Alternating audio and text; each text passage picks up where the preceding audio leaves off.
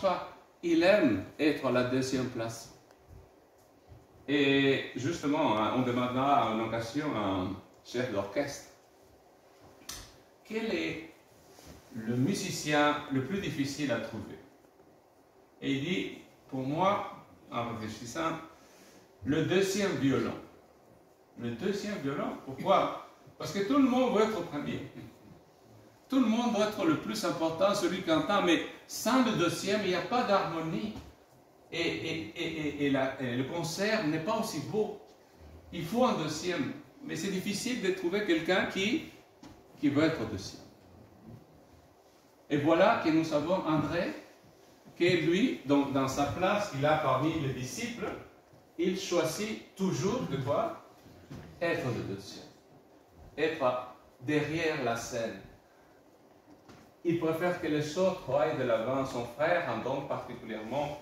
Et voilà, à l'intérieur du groupe des 12, il y en a 3. D'abord Pierre, le leader de tous, mais un groupe de 3. C'est qui?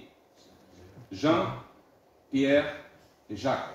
Ils se retrouvent par exemple à l'occasion de la transfiguration. Ils se retrouvent à la résurrection de la fille de Jairus. Ils se retrouvent à plusieurs reprises, ces 3-là, et les autres n'y sont pas. À Gethsemane, c'est encore eux 3 que Jésus appelle auprès de lui. André aurait pu dire, mais c'est pas juste. C'est moi le premier. J'étais depuis le début, avant tout le monde. Certains qui, des fois, quand on a des frères et sœurs comme ça, certains disent, non, non, moi je laisse tomber, je pars ailleurs, je ne veux pas être avec parce que je vis dans l'ombre de mon frère. André? Non.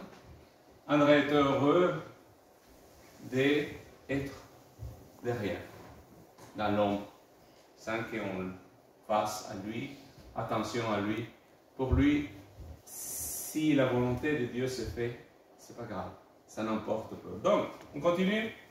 Dans son ministère, et ça c'est, je trouve, très beau par rapport à André, c'est que parce que dans les 3 premiers évangiles, André, il est juste mentionné dans la liste des disciples. Mais c'est dans l'évangile de Jean qu'on le retrouve à 3 reprises.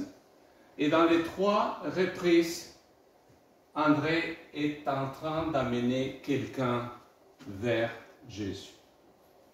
Voilà la caractéristique d'André. André, c'est un missionnaire dans l'âme. Il veut amener les autres à Jésus. D'accord? Donc, commençons donc par le premier.